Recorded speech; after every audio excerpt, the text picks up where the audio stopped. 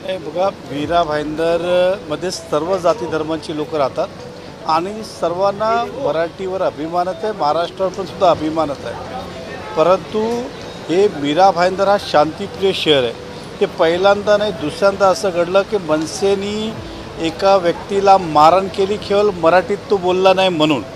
त्या माणसाला ते मराठी येत नव्हतं म्हणून तो कदाचित नाही बोलला असेल। मी अधिवेशनात होतो पण त्याला धडाधड 7 लोकांनी दुकानात शिरून त्याला मारलं। त्याची FIR घेतली नव्हती, आम्ही FIR करायला लावलं। एखादा व्यक्तीकडनं काही चुकलं असेल, चुकीचं केलं असेल तर त्यांनी पोलिसात तक्रार करावी, पण हे मारण खपून घेणार नाही याचं आम्ही निषेध केलं, जाहीर निषेध केलं। त्यानंतर सर्व मीरा भाईंदरातले व्यापारी एकत्र आले आणि त्यांनी आज भाईंदर पोलीस स्टेशन, मिरावड पोलीस स्टेशनकडे धरणासुद्धा आयोजित केलं की असं मीरा भाईंदरमध्ये अशी दादागिरी खपून घेऊन जाणार नाही। आणि आज अविनाश जाधवजी हे सुद्धा मीरा भाईंदरला आलं आणि त्यांनी बुडबुडावेचे आरोप लावले की हे सगळी खेळी भारतीय जनता पक्षाची किंवा नरेंद्र मेहताची आहे। यावेळी व्यापारी सर्व संघटित झाले, एकत्रित झाले की अशा प्रकारची दादागिरी सहन केली जाणार नाही, म्हणून व्यापाऱ्यांनी स्वखुशीने तो मोर्चा काढला आणि आम्ही काढला असतं, लपून छपून नाही काढलं असतं, खोलूनच काढलं असतं।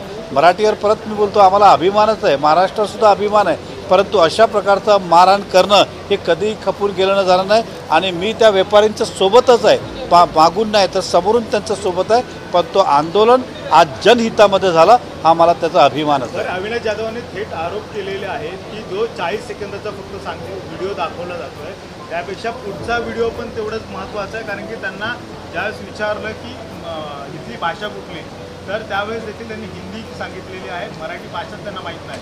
मराठी अभिजात भाषेचा दर्जा मिळाला तरी देखील मराठी भाषा माहीत नाही असं ते म्हणतात। बघा, त्यांचे सगळेच व्हिडिओ दाखवले, तो नाही, अनेक व्हिडिओ त्यांचे जे दाखवलंच कधी गेले नाही।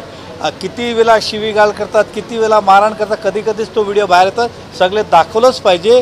परंतु आमचं परत म्हणणं आहे, एखाद्याकडनं काही चूक होत असेल असं वाटत असेल तर तुम्ही तक्रार करा, कोर्टात जा, सरकारकडे जा, पण स्वतःहून मारहाण करणं हे खपून घेऊन जाणार नाही। अविनाश जाधवने जे काही आरोप केले सगळे ते आहेत, त्याला आम्ही निषेधच करतोय।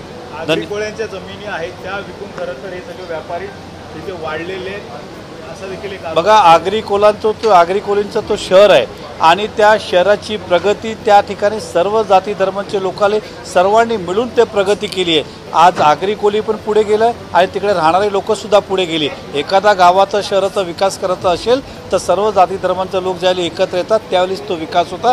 आम्हाला आगरीकोलीवर पण अभिमान आहे आणि इतर जातीवर पण अभिमानच आहे। नाही, 100% आता FIR ती झालेली आहे।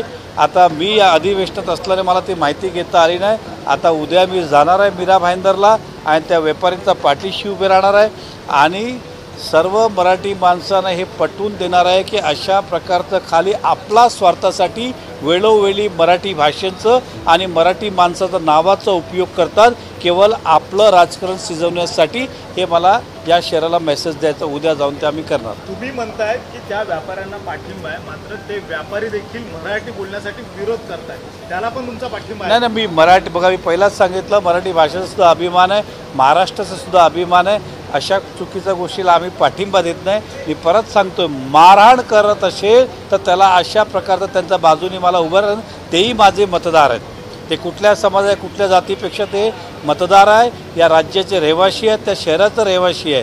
त्यांनी चूक केली असेल तर तक्रार करा ना, पोलीस आहे, कोर्ट आहे, इतर माध्यम आहेत, पण तुम्ही जाऊन डायरेक्ट मारहाण करणार त्याला कोणी खपून घेणार नाही। नवीन घडामोडी पाहण्यासाठी आजच आम्ही मुंबईकर 24 तासला लाईक करा, सबस्क्राईब करा आणि अपडेट रहा।